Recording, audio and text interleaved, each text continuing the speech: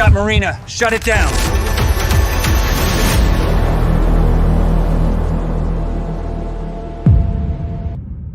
Sirens blared, children screamed, and the sun-drenched stadium of Oceanland Aquarium collapsed into utter panic. What had started as a miracle turned into a nightmare. Phones rang in shaking hands, voices cracked. This can't be happening. At the center of it all was Jessica Radcliffe. 10 years of flawless acting, the face of Oceanland's grand illusion. Clad in a black wetsuit, she moved with Kate, a 6-ton apex predator, as if they were in sync. Parents murmured, "Worth the money." Children shouted, "This is crazy," as the whale and the woman seemed to defy nature. But beneath the thunderous applause, something darker was brewing. The curves were too tight, the gaze too piercing. How did it feel? Wrong. Completely wrong. This wasn't just a performance, it was a countdown. And now, I'm going to take you into her final performance, where trust cracks, instincts take over, and silence falls over the stage. Follow me. By the end, you'll be wondering, does Jessica really have a chance? The sun blazed over Oceanland Marine Park, August 10th, 2025. The grandstands pulsed with energy. A sea of faces pressed shoulder to shoulder, cotton candy melting into sticky hands, phones lifted high like 1,000 little spotlights. The air smelled of popcorn, sunscreen, and salt water, the recipe of every childhood summer memory. And at the center of it all stood Jessica Radcliffe. 10 years of sacrifice had carved her into the image of control and grace. Black wetsuit clinging like armor, droplets sparkling on her arms as though she carried starlight into the arena. Calm, collected, fearless, the kind of presence that makes you whisper, "She's built different." The music swelled. Then the water split open. Kate, 6 tons of muscle and myth, surged from the pool. Her dorsal fin cut the air like a blade, her body arcing skyward in a perfect explosion of black and white. Spray rained down in shimmering diamonds, catching the sunlight in a storm of brilliance. The crowd gasped, then roared. Kids shouted, "No way! This is crazy!" While parents scrambled to catch the moment on shaky video. For an instant, it felt unreal. A woman and a killer whale moving as if bound by some secret thread. Every gesture from Jessica answered by Kate with impossible precision. One heartbeat human, the next heartbeat wild. It was magic. The kind that goes viral. The kind people post with captions like, "This lives rent-free in my head." But magic, no matter how dazzling, always hides its cracks. And beneath the blinding shimmer of that summer afternoon, the ocean's oldest truth was waiting. From the stands, it all looked flawless.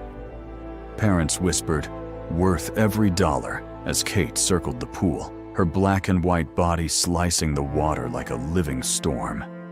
But Jessica noticed something the crowd could never see. The arcs were tighter, sharper. The rhythm was off. Not the dance of a partner, but the stalk of a hunter. Her heart ticked faster, though her face betrayed nothing. She kept smiling, raising her arm with the same calm authority. But inside, instinct whispered, "Red flag." Kate's eyes locked on her, not with curiosity, but with a depth so ancient it made the air feel colder. It wasn't, "Let's perform." It was, "I'm watching you." A young trainer backstage leaned forward, brow furrowed. He saw it too. Low pectoral fins, short tail bursts, the kind of moves you'd only see in the wild when a predator lined up its prey. He wanted to shout, to wave his arms, but the music was blasting, and the crowd's cheers drowned everything. "You can't make this up," someone muttered. Phone camera locked on Jessica, unaware they were filming the beginning of a nightmare. The vibe had shifted, and not in a way anyone could hashtag wholesome. Something darker was stirring. coiled just beneath the surface. The kind of tension you don't recognize until it's too late. And here's where I pull you in. If you had been sitting in that audience, would you have noticed the danger in her eyes? Or would you have been clapping along, convinced you were watching pure magic? Stay with me. What happens next is where trust begins to fracture, and instinct demands the stage. The music hit its peak, horns blasting, drums thundering like it was the grand finale everyone had waited for. Jessica raised her arm high, the classic cue for the signature move, the soaring lift that always left the crowd on its feet. Phones tilted up, ready to capture the perfect post. Captions already forming. Best day ever. But Kate didn't move. She hovered just beneath the surface, massive head tilted, eyes locked on Jessica with a stare so unbroken it pierced through the lights and music. For a split second, nothing happened. No splash, no arc, just stillness. The audience thought it was part of the show. Kids squealed, parents leaned forward, someone shouted, "Let's go!" But Jessica knew. That pause, sharp, unnatural, was the kind of silence you never wanted in a pool with a 6-ton predator. The vibes were off, and every nerve in her body screamed it. She repeated the signal, voice firm, slicing the air with precision. Still nothing. Kate circled once more, slower this time, dorsal fin cutting closer to the platform, the water vibrating under her weight. To the untrained eye, it looked like choreography. To Jessica, it felt like the moment before lightning splits the sky. Backstage, a junior trainer froze, mouthing, "Nah, that ain't it."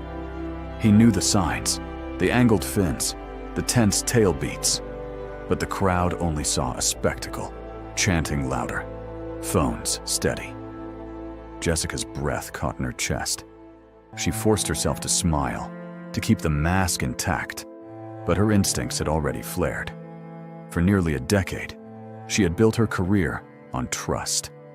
And in one suspended moment, she realized that trust was cracking, thread by fragile thread.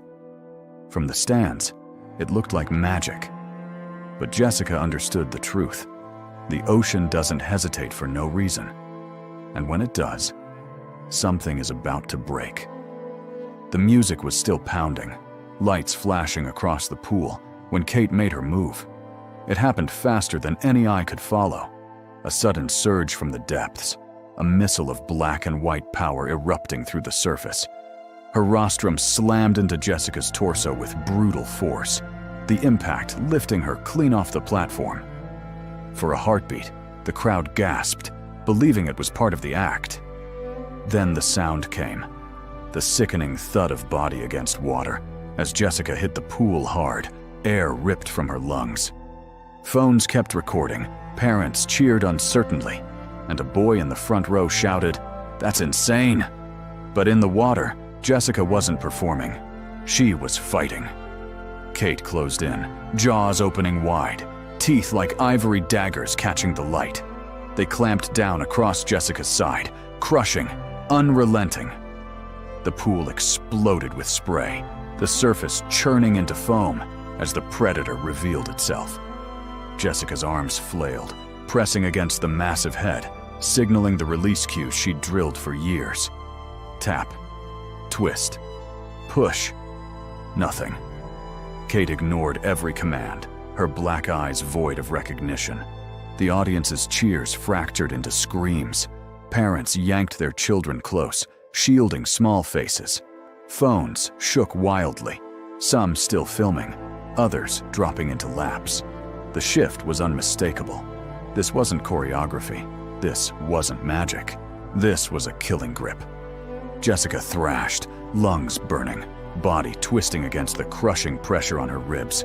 Her wetsuit tore under the force of teeth, pain radiating through her chest. Each kick felt weaker, swallowed by the overwhelming strength of the ocean's top predator. Above her, chaos reigned. Trainers pounded alarms, piercing tones vibrating through the pool, desperate to trigger Kate's conditioned recall. But Kate didn't flinch. The commands meant nothing now. The water's surface told two stories. To the unknowing, it shimmered under the summer sun. To Jessica, it was a prison, a battlefield where instinct had seized control. Every second felt like an eternity. Every attempt to break free countered with terrifying ease. From the stands, silence spread like a virus, broken only by shrill cries. "No way this is real," someone muttered, their voice cracking. But it was real. More real than anyone there had ever wanted to witness. Kate twisted, dragging Jessica beneath the surface, bubbles spiraling upward as the light above fractured into shards. Panic clawed at Jessica's chest, her body convulsing in desperation. Her life, 10 years of trust, 10 years of sacrifice, was being dismantled in seconds. And yet, for the audience, it was still sinking in. Many stood frozen, unable to accept what they were seeing. A woman who once commanded awe was now prey in the jaws of her own star.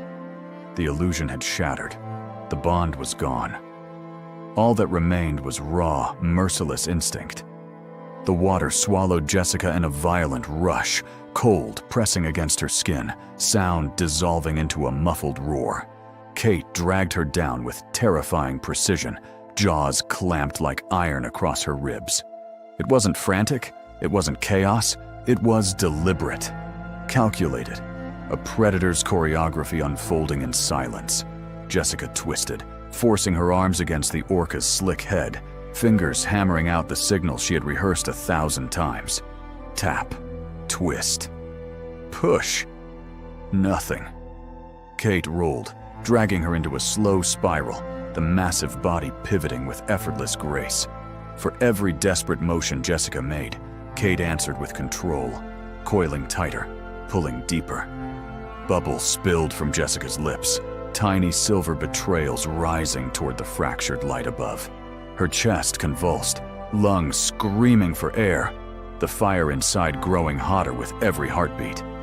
She kicked hard, neoprene scraping against teeth, but the power in Kate's tail dwarfed her every effort. Each flick of muscle sent shock waves through the water, slamming Jessica into currents she couldn't fight. Above, alarms shrieked, sharp vibrations rippling through the pool. Trainers hammered the recall buttons, their desperate shouts bleeding faintly into the depths. But the sounds were distant, muted, drowned by the ocean's grip. Kate did not yield. The pool was no longer an arena. It was her hunting ground. Jessica's vision blurred, streaks of light slicing through the blue as her body spun helplessly. The water around her began to cloud, a dark haze unfurling from torn wetsuit fabric and broken skin. Blood spiraled like smoke, painting the stage in crimson. The crowd erupted in horror. Gasps turned to shrieks. Parents sobbed. Children screamed.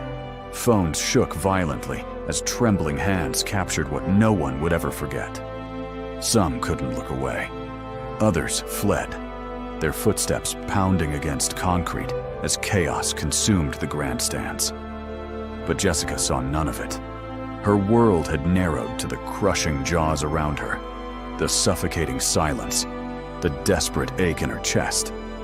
She forced her body into every release command she knew, her mind clawing for the smallest chance. Yet Kate's eyes, black, glassy, unreadable, reflected nothing back. No partnership, no recognition, only instinct. The orca twisted again, dragging her deeper, water compressing her eardrums, vision tunneling at the edges. Jessica's arms slowed, her signals faltered, strength leaking away like sand through fingers. Her lungs burned, a wildfire spreading inside, demanding air she could not reach. Above the surface, the world was breaking. Trainers dove in, bubbles streaming as they sliced toward the shape below. But Kate lashed her tail, a wall of muscle sending waves crashing, forcing rescuers back. She guarded her captive with terrifying resolve, as if daring anyone to interfere. Jessica's last burst of energy surged in one violent kick, but the grip only tightened, ribs creaking under unbearable pressure. She knew then. This was no accident, no mistake. It was the ocean reclaiming what had always been its own. The deadly dance was not over. But already, it was clear. The stage belonged to instinct alone. Alarms wailed through Oceanland, their shrill cry cutting across the chaos. Trainers sprinted along the deck, wetsuits clinging to their bodies as they dove headfirst into the foaming pool. The water erupted in white spray as rescue divers knifed through the current, bubbles streaming from their masks, eyes locked on the dark mass swirling below. Kate was already turning, her massive body coiling around Jessica like a living storm. Each flick of her tail sent shockwaves across the water, waves slamming against the concrete walls. One diver reached out, fingers brushing Jessica's arm, hope flaring for a heartbeat, before the Orca whipped sideways, muscle and power crashing like a tidal wave. The rescuer spun backward, mask rattling, lungs burning from the force. On the platform, trainers slammed their fists against the surface, sending sharp cracks echoing through the air. Recall buzzers screamed, vibrating through the depths in desperate patterns. But Kate ignored them all, jaws locked tighter, her body rolling with terrifying grace. Above, the stands dissolved into pandemonium. Parents sobbed as they pulled their children away, covering small eyes from the horror. Others stood frozen, hands trembling, phones still filming. "This can't be happening," someone whispered, voice cracking against the screams. But it was happening, every brutal second of it. Jessica's body thrashed weakly, signals faltering, her strength fading fast. Blood spread wider now, streaks of red slashing across the blue surface. The sight tore through the trainer's composure. Some shouted her name, others cried openly, but none of it mattered. Kate was deaf to everything but instinct. In those frantic moments, it became painfully clear. They weren't fighting to save Jessica anymore. They were fighting just to pull her from the jaws of the wild. The pool broke open one final time. Kate surged upward in a violent burst, water cascading in sheets, her jaws still clamped around Jessica's limp body. Gasps ripped through the stands, a sound sharper than any scream, as the trainer who once commanded wonder now hung motionless in the grip of her star. "Pull her, now!" a handler roared. Two divers hurled themselves at the Orca's flank, fists pounding against her slick side. For a heartbeat, Kate resisted, rolling with crushing force. But then, almost casually, she released. Jessica slipped free, drifting onto her back, pale against the merciless sun. The world seemed to stop. No music, no applause, only the hollow silence of disbelief. Then trainers dove, arms locking around her shoulders, dragging her toward the platform. They hauled her up, water streaming from her shredded wetsuit, her chest still. Medics swarmed, hands pressing into her sternum, voices cracking as they begged her to breathe. Compressions hammered, air forced into her lungs. Nothing. Minutes stretched like hours, every second eroding hope. Around them, the crowd fractured. Families rushed out, children crying, stuffed orcas abandoned on the steps. Others remained frozen, phones still clutched in trembling hands, unable to look away from tragedy made flesh. Across the pool, Kate floated in eerie stillness, her dorsal fin casting a long, cold shadow across the water.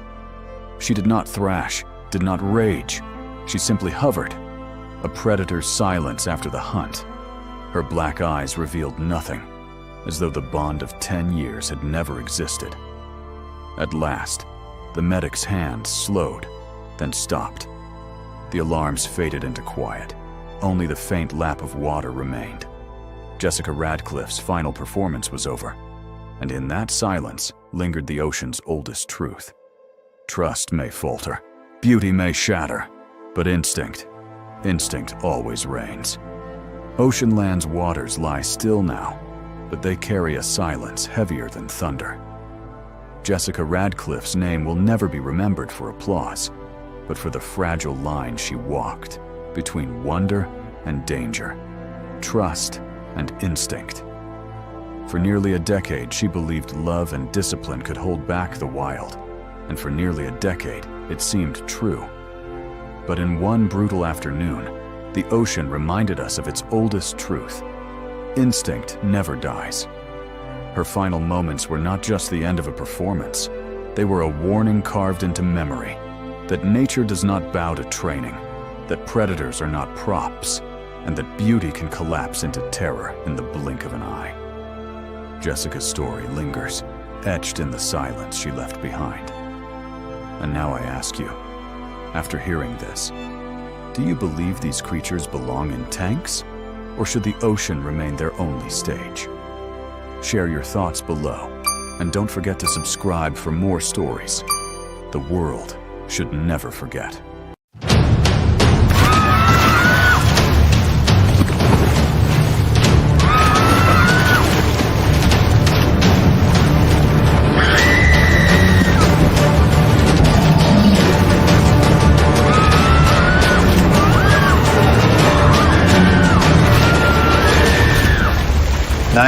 What's your emergency? She's not coming up. She's under the water. The whale won't let her go. Ma'am, who's under the water? Trainer, please, someone help her.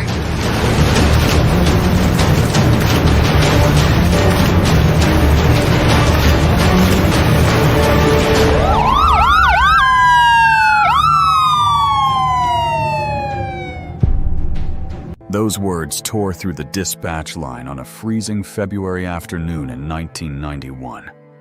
Behind them, chaos erupted.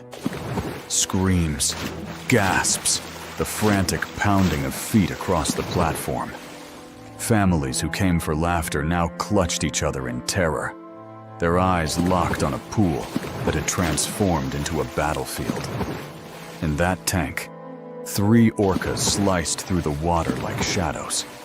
Tilikum, immense and deliberate, surged with brutal force. Nootka 4 cut across every escape, her fin carving the surface like a blade. Haida 2 battered the water, driving waves that pinned the young woman in place. And there, fighting, thrashing, gasping, was Kelty Byrne. 21 years old, a swimmer, a trainer, a believer in trust. But belief shattered when instinct exploded. Each desperate stroke dragged her closer to survival, yet each black fin rising beside her crushed that hope. The audience watched in horror as the water swallowed her again and again. The show had ended. The nightmare had begun. If you had been there, could you have watched to the very end? Or would you have turned away? Comment below, and don't forget to subscribe for more haunting true stories. Tell me you went to a marine park in the 90s, without telling me you went to a marine park in the 90s. Oh right, plastic ponchos, hot chocolate and styrofoam cups, and the promise that you're about to see the ocean's deadliest predator doing circus tricks for clapping tourists. Sounds safe, sounds fun, until it doesn't. That was Sealand of the Pacific on a cold February afternoon in 1991. The sky pressed down like lead, gray and heavy, and the wind off the harbor bit through layers of coats. Families huddled on the bleachers, kids clutching steaming cups with mittened hands, laughter carrying just far enough to blur the truth. They were sitting beside 3 of the most dangerous predators on Earth, boxed into a pool of concrete and steel. And at the center of it all stood Kelty Byrne, 21 years old, bright, athletic, confident, a competitive swimmer turned marine trainer, already known for her calm patience with the orcas. Her dark hair was tucked neatly beneath a warm headband, cheeks pink from the cold. To the audience, she looked like control, grace, and poise. To her colleagues, she was still the rookie, talented, but standing on a knife's edge between belief in connection and the reality of raw instinct. Below her, the water shifted with life. Tilikum, the massive male, carried himself like a shadow of authority. Nootka 4, sharp-eyed, watchful. Haida 2, younger, playful, unpredictable. Together, their bodies coiled like storm clouds under the surface, 7 tons of hunger and instinct. From the stands, it was serene. A girl and her whales, a moment frozen in charm. But behind the smiles and applause, danger lingered, waiting, patient, inevitable. Because in places like this, beauty isn't safety. It's the mask before the storm. You know that feeling when everything looks perfect on the outside, but deep down, you know something's off? Yeah, it's giving false sense of security. Behind the applause and camera flashes, there were whispers on the platform. Whispers Kelty had heard more than once. They've never been fully trained, not when they're together. You have to watch them every second. Those words weren't paranoia. They were hard truth. Truth written in scars and close calls. But Kelty wasn't reckless.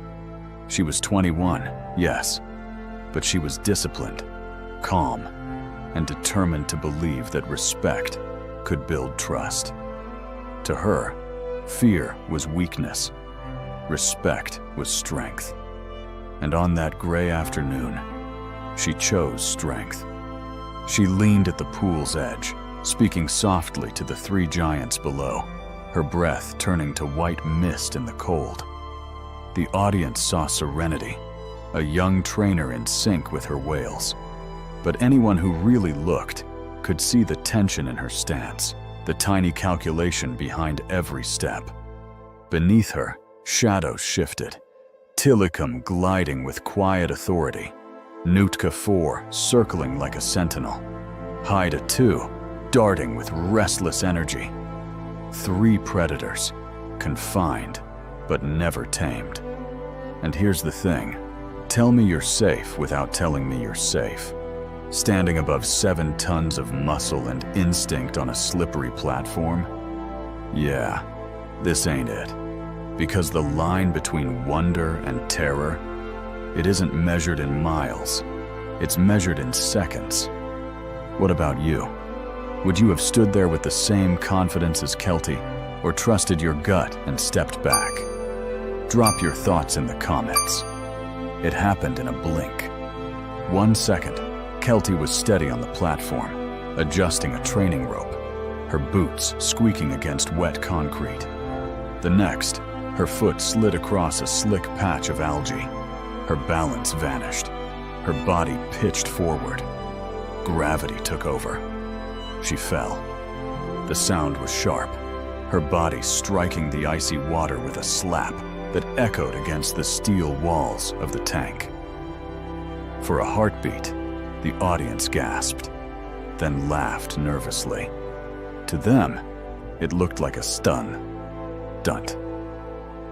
That moment when you think it's part of the show? Yeah, wait for it. But on the platform, her colleagues froze, their eyes locked on the water. They knew better. They knew what moved below the surface. The pool rippled. 3 shadows shifted course instantly. Instincts awakened. Tilikum cut through the water like a torpedo, his black and white bulk slicing toward her. Nootka 4 and Haida 2 flanked behind him, deliberate, purposeful. Kelty broke the surface, gasping, her arms striking the water with powerful strokes. She fought the cold that wrapped around her chest like iron. For a second, she looked like the athlete she once was, pushing forward with fierce determination. She didn't scream, not yet. Her breath came fast, sharp, but she kept moving. A trainer crouched low, hurling a life ring across the pool. It landed within reach. For a heartbeat, Hope sparked. Then the water swelled. Tilikum's massive head emerged, his dark eye fixed on her. In one sudden lunge, his jaws snapped around her foot, not crushing, but holding, testing. The audience shrieked, the illusion shattered. Children cried, parents clutched them tight. Kelty kicked violently, ripping free for a moment, her head breaking the surface again. This time she shouted, her voice cracking into panic. "Help me!" And just like that, the show was over. Wonder dissolved into horror. The pool was no longer a stage. It was a battlefield. The pool erupted. Water churned, froth foamed, and the silence that had once carried laughter was shattered by screams. Kelty's arms cut through the surface as she fought to stay afloat, her body twisting, striking, clawing toward the life ring drifting just out of reach. Her breaths tore from her throat in ragged bursts, white clouds against the winter air. On the platform, trainers barked orders, their voices colliding in panic. A rope was flung, a pole thrust forward, hands stretched desperately over the water. Every second mattered. Every heartbeat was survival measured against instinct. But the orcas were faster. Tilikum surged beneath her, his immense bulk twisting upward in a violent swell. He slammed a wall of water across the platform, drenching rescuers, forcing them back. His jaws snapped again, this time clamping onto her leg, pulling her down with terrifying precision. The water swallowed her whole, dragging her into a dark spiral. Gasps turned to wails in the stands. Children clutched their parents. Phones and cameras shook wildly in trembling hands. Some people turned away. Others couldn't. They stared, frozen, at the nightmare unraveling below. Then she broke the surface again, her hair plastered to her face, her eyes wide with raw terror. She clawed at the water, reaching for the pole extended toward her. For one suspended second, hope flickered. Her fingertips brushed it. Almost. Almost. And then Nootka 4 intercepted. Her massive body rolled sideways, cutting across the rope, blocking Kelty's escape. Haida 2 darted in from the other side, pushing a swell that rocked her further from safety. The three killers moved with deliberate coordination. Not frenzy, not chaos, but control. They weren't just playing. They were dismantling her chances, one movement at a time. Kelty thrashed, her powerful swimmer's strokes hammering the water. She had been trained to trust discipline, to never panic. But instinct was stronger. Terror carved across her face as her voice cracked again. "Help me!" The sound ricocheted across the stadium like a gunshot. A trainer screamed her name, dropped to his knees, and jammed the rescue pole into the water, stretching until his arms shook. But a single sweep of Tilikum's tail sent a crashing wave over the edge, nearly knocking him off balance. The rope slipped from his grasp. The pool became a stage of violence. White spray exploded into the air, black dorsal fins slicing across the surface like blades. The crowd roared in panic, crying, shouting, praying. But beneath the chaos, Kelty was still fighting, her arms striking, her legs kicking, her lungs stealing whatever air the orcas hadn't yet claimed. For a fleeting moment, it looked as if she might break free, that she could claw her way back to the platform. Her strength, her training, her will, all of it burned in her final desperate strokes. But the truth was merciless. The predators were circling, closing, calculating, and no amount of courage could rewrite the ending that was rushing toward her. The pool boiled with violence. White spray burst skyward, black fins sliced the surface, and every heartbeat dragged heavier than the last. Kelty surfaced again, gasping, her arms thrashing wildly, as she tried to push through the wall of water. Her lips parted, her voice cracked, but the sound that came out was less a scream and more a raw plea torn from the depths of panic. Her colleagues shouted her name, their voices ragged with urgency. A pole scraped the water, inches from her reach. A rope snaked across the surface, but each attempt was crushed by the unrelenting presence of the whales. Tilikum surged forward, his enormous head rising beside her. With terrifying precision, he slammed his body sideways, sending a wave crashing over her, knocking her back into the center of the pool. Nootka 4 circled tight, her dorsal fin cutting like a blade, slicing every route of escape. Haida 2 darted in close, pushing swells that rocked her, her bulk boxing Kelty further into the trap. The three moved as if choreographed, coordinated, calculating, merciless. Not chaos, not play. A hunt. Kelty clawed through the freezing water, her body fighting with the strength of an athlete who had trained her entire life. Her strokes were powerful, desperate, the kind you only make when the cost of slowing is death. For an instant, she reached the rope again. Fingers brushed the coarse fibers. So close. Then Tilikum dove beneath her, his shadow rising like a storm. His jaws clamped around her leg, twisting, dragging. The water detonated as he yanked her under.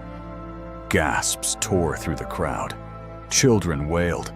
Parents shielded their eyes, some turning away, others frozen, unable to look or to stop looking.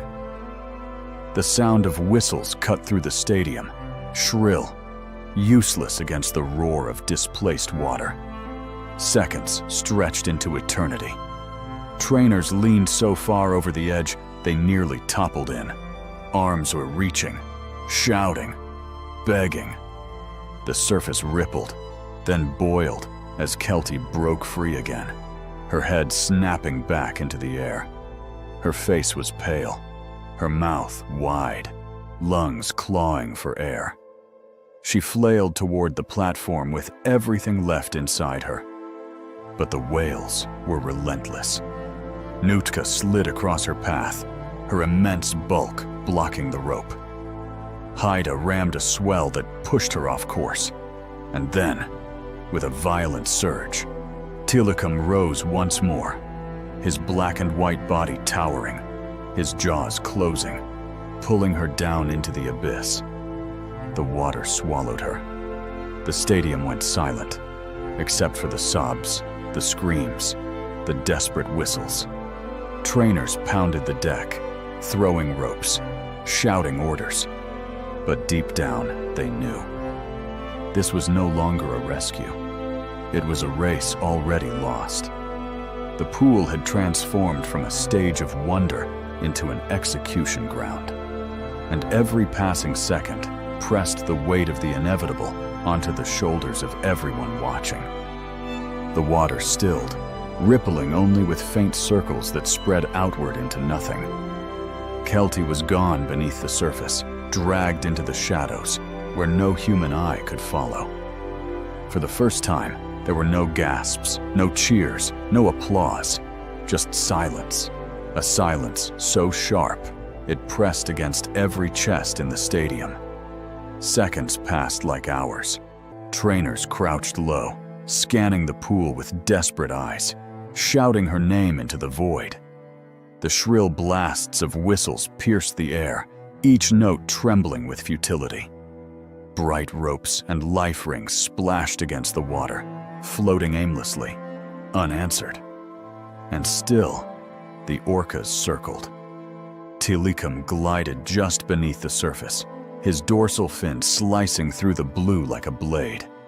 Nootka 4 hovered close, her presence a barrier, her movements deliberate, almost protective of the chaos she and the others had created. Haida 2 darted and rolled, cutting across the pool in unpredictable bursts. Together, they moved not like performers, but like sentinels, guarding something the humans could not reclaim. A trainer leaned so far over the platform that another had to grab his belt, pulling him back before the water claimed 2 lives instead of 1. Rage, panic, and despair collided on their faces. They had trained these animals, fed them, believed in them, and now they were powerless, watching the very bond they trusted dissolve into violence. From the stands, sobs filled the air. Parents shielded children, some rushing toward the exits, others rooted to the spot, unable to tear their gaze away from the grim tableau. The winter chill cut through the open-air arena, but it was nothing compared to the cold that had settled in every heart. Every second without her was heavier than the last, and in that unbearable weight, everyone realized the same truth. The pool that once promised wonder now held only silence, and the silence was deadly. When they pulled her from the water, the world seemed to stop. Kelty's body hung limp in the harness, her wetsuit dripping streams onto the deck, her dark hair plastered across her face.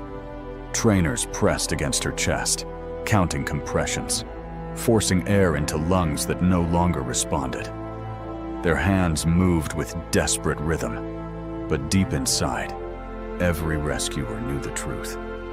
Too much time had passed. On the platform, silence spread like a disease. The whistles stopped. The shouting ceased.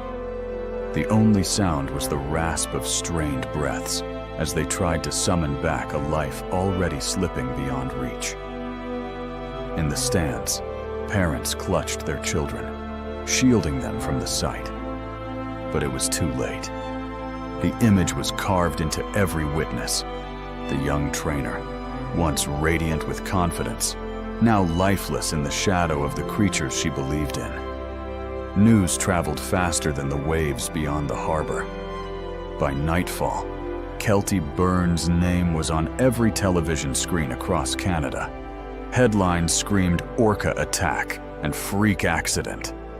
But for those who had been there, it wasn't a headline. It was a memory. Raw, suffocating, unforgettable. Sealand of the Pacific became a fortress of silence. Reporters camped outside its gates, cameras trained on the emptiness where laughter once echoed. School groups canceled their visits, families turned away. Within 18 months, the park shut down for good. Tilikum, Nootka, and Haida were shipped away to other tanks, their departure as quiet as the tragedy they left behind. For Kelty's family, none of it mattered. She was gone. A daughter, a sister, a friend. Her life reduced to headlines and debates about captivity. The loss was sharper than any news broadcast, heavier than any public outrage. And yet, her story refused to fade. It lingered as a scar, as a warning, as a reminder etched into history. The ocean's predators may perform, but they are never tamed. In the end, Kelty Burns' story was never just about a single afternoon in 1991.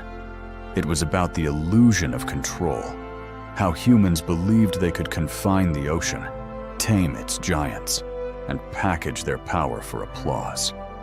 For a while, the illusion held, but the silence that followed her final struggle shattered it forever. Her death forced the world to look into the mirror, to question whether beauty and danger can ever be separated, or whether captivity itself is a slow, inevitable ticking clock. Sealand closed its gates, but the shadow of that February afternoon still lingers, echoing in every debate, in every splash of a captive orca's tail. Kelty's name endures, not as a footnote, but as a warning. A reminder that the ocean's predators can be trained, but never truly tamed. What do you think? Should these powerful creatures remain behind glass, or should they return to the wild seas that shaped them? Share your thoughts below. And don't forget to subscribe for more haunting stories like this.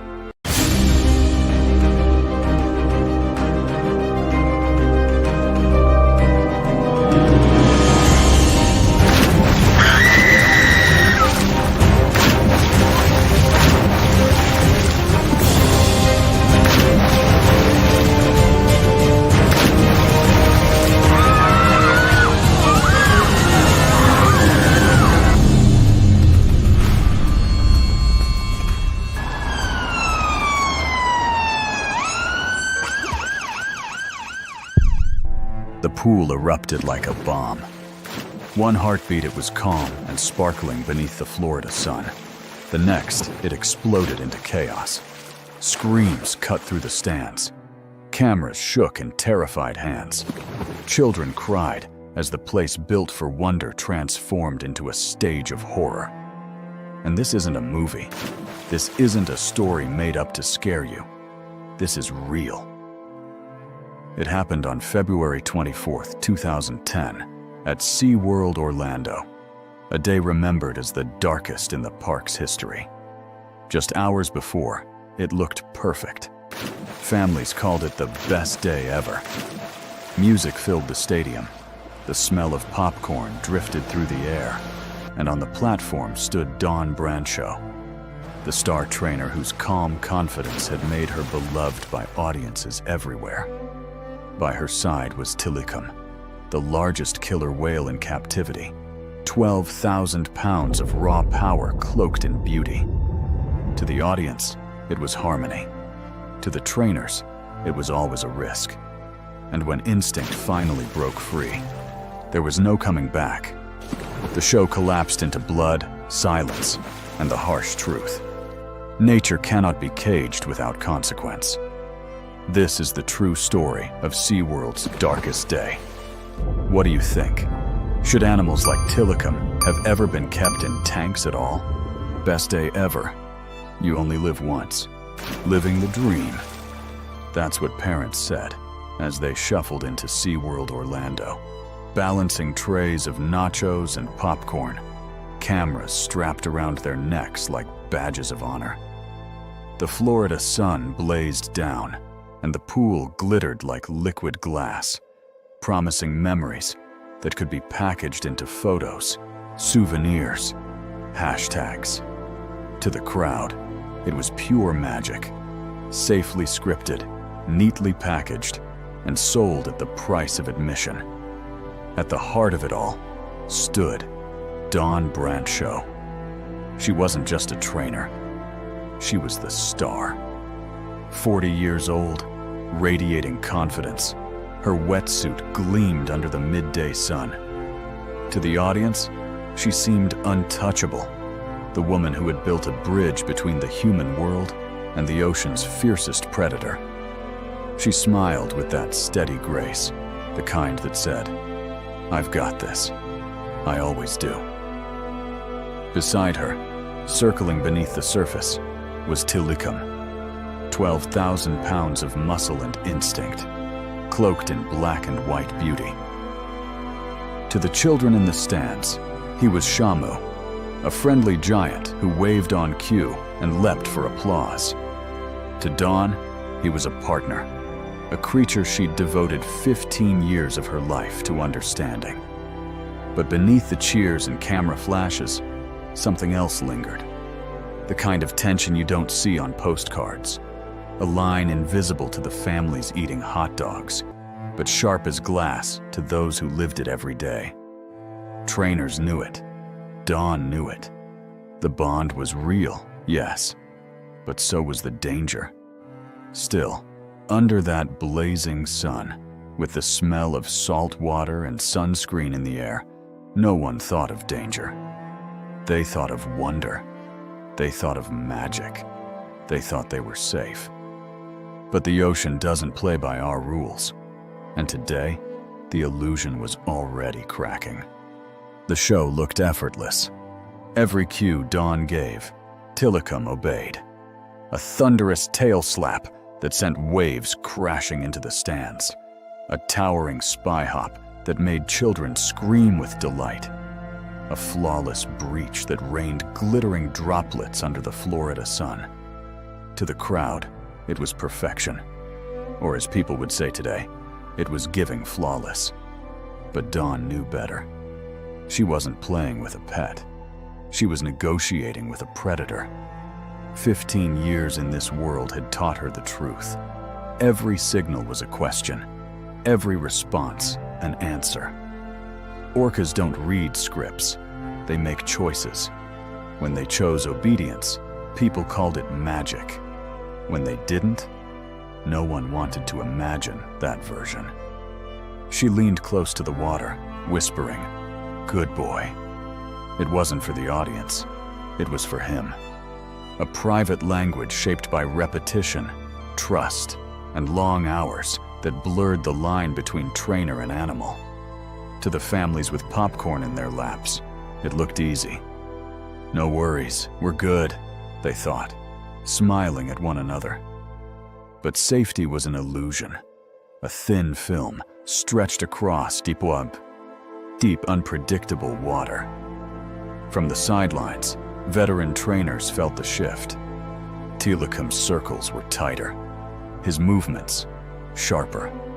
Subtle signs invisible to the crowd, but loud to anyone who lived their life reading the body language of whales.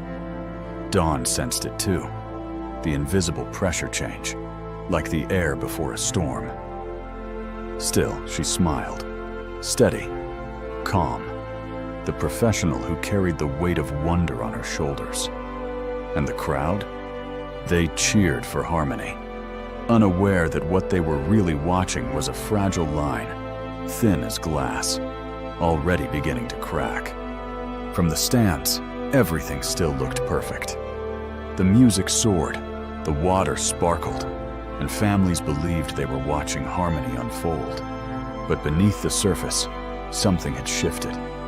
Dawn felt it, the kind of awareness that hums in your bones, the quiet warning that instincts pick up long before the eye sees. Tilikum's circles tightened, the arcs of his body sharper, more deliberate.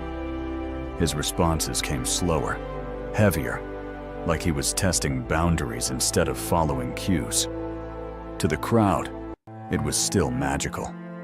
But to trainers, these were red flags. Subtle, yes, but unmistakable.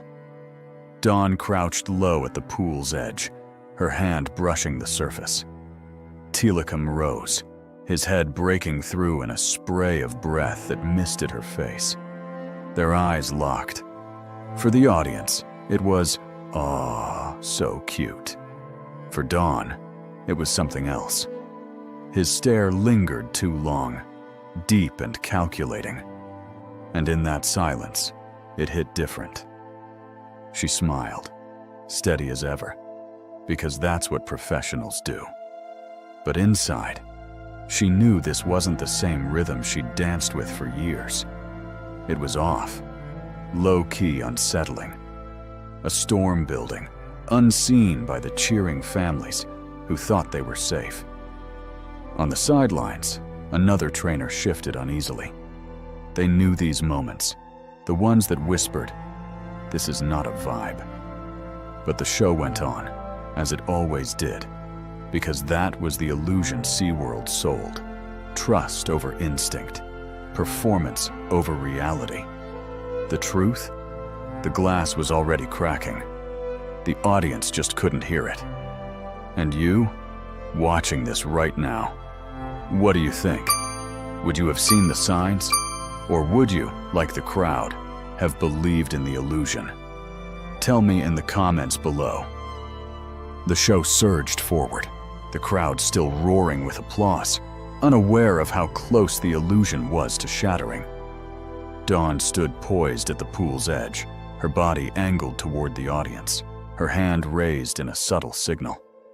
Tilikum lingered below, his massive frame circling in slow, deliberate spirals. The air thickened. Trainers at the sidelines gripped their whistles, eyes darting nervously. Dawn leaned closer, her boots brushing the surface, her hand stretching forward in a gesture she had repeated countless times. A cue, a bond, a promise of control. Then it happened. In a single explosive movement, Tilikum erupted from the depths. His jaws clamped down with terrifying precision, locking onto Dawn's arm and wetsuit. The water detonated around them, a violent spray of foam that blinded the first rows. Gasps turned into screams, high-pitched and piercing, as the crowd realized this was no trick. Dawn's body snapped forward, yanked into the pool with brutal force. The impact cracked like thunder, her body vanishing beneath the surface in a whirl of black and white power. Trainers on the platform shouted commands, their voices shredded by panic. Whistles shrieked, but they were nothing against the roar of the water. Tilikum twisted, his massive tail slashing through the pool like a blade. Dawn struggled, her arms flailing, fighting to twist free, but she was dragged down, swallowed whole by the deep. The surface frothed with chaos, waves slamming against the concrete edges, droplets exploding under the Florida sun. For a heartbeat, the audience froze. Some parents clutched their children tighter, their minds refusing to accept what their eyes had just witnessed. Others fumbled with cameras, too stunned to lower them, still recording horror as if it were part of the show. But this was no performance. It was raw, unfiltered violence. Dawn broke the surface once, gasping, her face contorted in desperate effort. But before her lips could fully seize the air, Tilikum jerked violently, wrenching her back under with terrifying speed. The crowd screamed in unison, a sound that drowned beneath the crashing of the pool. The illusion was gone. The line between harmony and instinct had snapped. And in that instant, SeaWorld was no longer a place of wonder. It was a stage for survival, with Dawn trapped in the jaws of a predator that had chosen not to obey, but to unleash. The water boiled with force, each surge a reminder of just how powerless humans are against the ocean's oldest hunter. And as seconds stretched into eternity, the truth could no longer be denied. The show was over. The pool exploded with chaos. One moment Dawn was visible, her body twisting against the pull. The next, she was gone, dragged into a maelstrom of black and white power. The surface churned violently, froth and foam scattering in every direction. The water no longer a stage, but a battlefield. Dawn fought. Her arms thrashed, legs kicked, her lungs screaming for air. She twisted with every ounce of strength, clawing for the surface that shimmered faintly above. But Tilikum was relentless, his jaws locked with unbreakable force, dragging her deeper with each surge. She strained, muscles burning, heart pounding so hard it drowned the muffled cries above. On the platform, trainers screamed into radios, whistles shrieking in futility. Nets splashed into the water, poles jabbed toward the Orca's massive form. But none of it mattered. He was too fast, too strong, too certain in his grip. Every attempt to break his hold dissolved into spray and panic. The audience convulsed with terror. Parents clutched their children, shielding small eyes from the sight, while others froze, paralyzed by the horror they could not look away from. Some still recorded, their cameras shaking, disbelief etched in their hands. What had begun as wonder was now pure nightmare, unfolding in real time before hundreds of witnesses. Dawn surfaced for a fraction of a second, her mouth breaking into the air with a desperate gasp. The crowd roared in relief, but it was gone in an instant. With a savage jerk, Tilikum twisted his body, yanking her back down in a spray of foam. The sound of her gasp cut short, silenced by water and brute force. Beneath the surface, Her world collapsed into shadows and crushing pressure. She clawed at his body, tried to kick free, but he twisted again, the torque ripping through her shoulder, pain flashing white behind her eyes.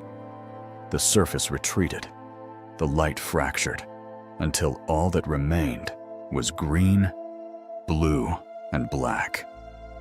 Trainers shouted over one another, "Get the gates! Cut him off!" But the words dissolved into the stadium's roar. Families stumbled toward the exits, tripping, sobbing, while others stayed rooted to their seats, unable to leave, their eyes locked on the boiling water where survival looked less possible by the second. Dawn fought on, refusing surrender. Her instincts screamed, "Don't panic, keep moving, find the surface." But every effort was undone by raw power. Each rise toward air was met with another brutal pull. Her wetsuit clung like iron, her body battered, her lungs collapsing under the demand for oxygen. On the stands, the realization began to sink in. This wasn't a stunt. This wasn't choreography. It was a struggle for life. And no music, no smile, no illusion of trust could disguise the truth any longer. The pool, once a stage of magic, had turned into a prison. And Dawn Bradshaw, the star trainer who had carried the weight of wonder for 15 years, was now locked in a fight she could not win, against a predator who had remembered exactly what he was. The water, once shimmering sapphire beneath the Florida sun, now boiled with violence. Foam thrashed against the concrete walls, white spray exploding into the air before collapsing back into the pool. Every surge, every ripple carried the weight of horror. Then it happened, the moment no one could deny. Dawn surfaced, just for an instant. Her face was pale, desperate, her chest heaving for a single breath of air. Gasps erupted from the stands, a fleeting hope sparking in the crowd. But before relief could take hold, Tilikum twisted his massive body and dragged her under again, the water detonating with force. The hope shattered like glass. When the surface calmed, it was not silence. It was dread. A crimson thread unraveled in the turquoise water, thin at first, then spreading, curling like smoke into the depths. Mothers screamed. Children sobbed. Fathers pulled their families away, shielding eyes that had already seen too much. Yet many remained frozen, unable to move, unable to breathe. On the platform, trainers shouted themselves hoarse, their voices cracking with desperation. Nets snapped taut, poles plunged into the water, but nothing could break the hold of 12,000 pounds of muscle and instinct. Dawn was gone, carried beneath by a predator who refused to release what he had claimed. And in that moment, the show died. The music had stopped. The applause had vanished. What remained was silence, heavy, suffocating, unbearable. The pool had ceased to be a stage. It had become a grave. By evening, SeaWorld Orlando no longer felt like a theme park.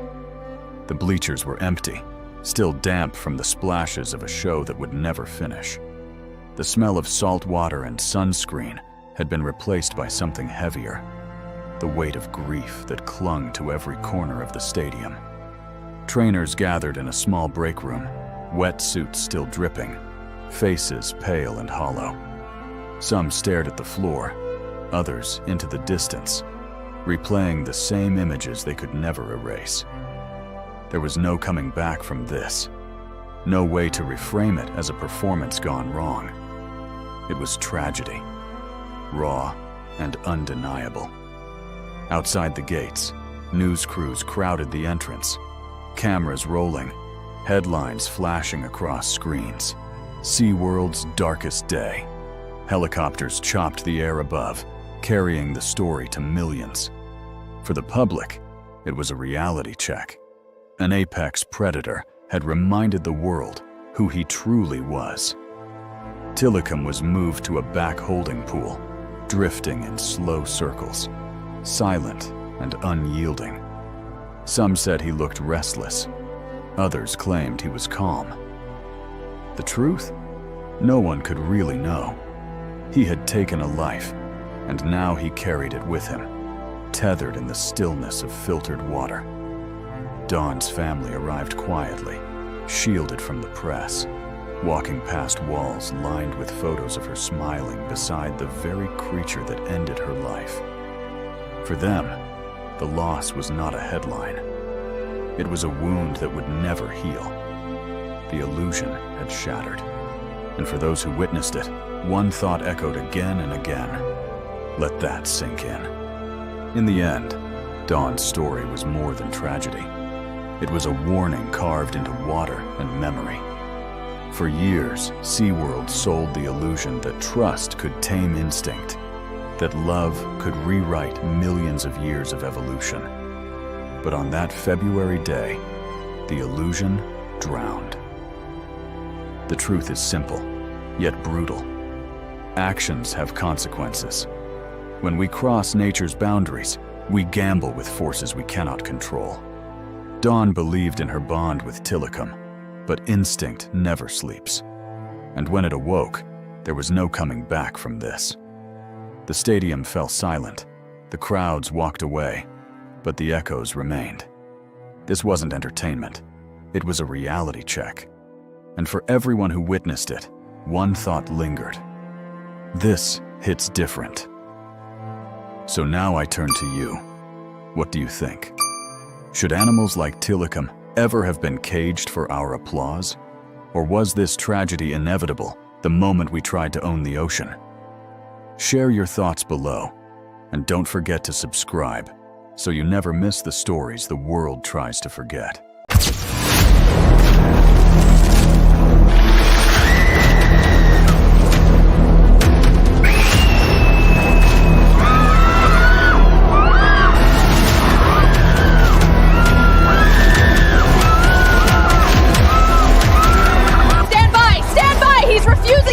Emergency protocol now. Got Marina. Shut it down.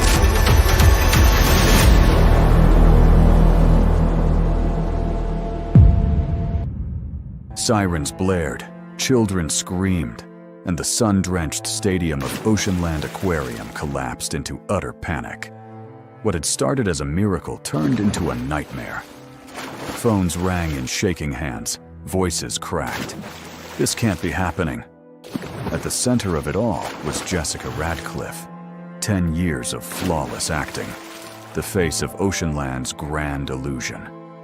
Clad in a black wetsuit, she moved with Kate, a 6-ton apex predator, as if they were in sync. Parents murmured, "Worth the money." Children shouted, "This is crazy," as the whale and the woman seemed to defy nature. But beneath the thunderous applause, something darker was brewing. The curves were too tight, the gaze too piercing. How did it feel? Wrong. Completely wrong. This wasn't just a performance, it was a countdown. And now, I'm going to take you into her final performance, where trust cracks, instincts take over, and silence falls over the stage. Follow me.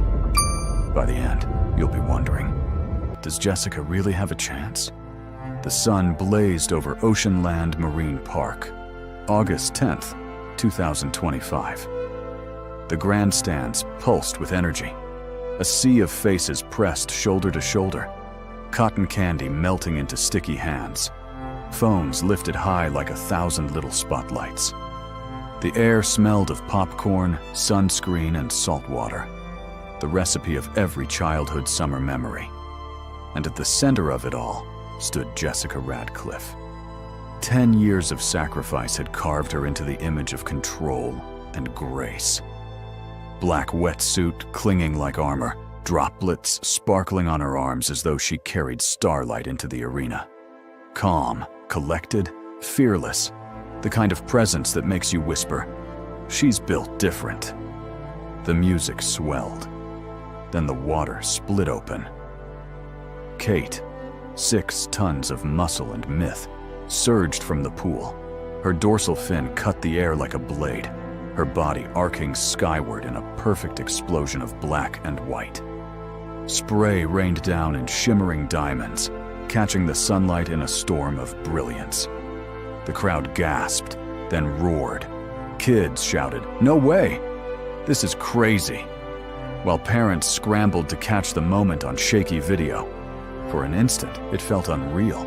A woman and a killer whale moving as if bound by some secret thread. Every gesture from Jessica answered by Kate with impossible precision. One heartbeat human, the next heartbeat wild. It was magic. The kind that goes viral. The kind people post with captions like, "This lives rent-free in my head."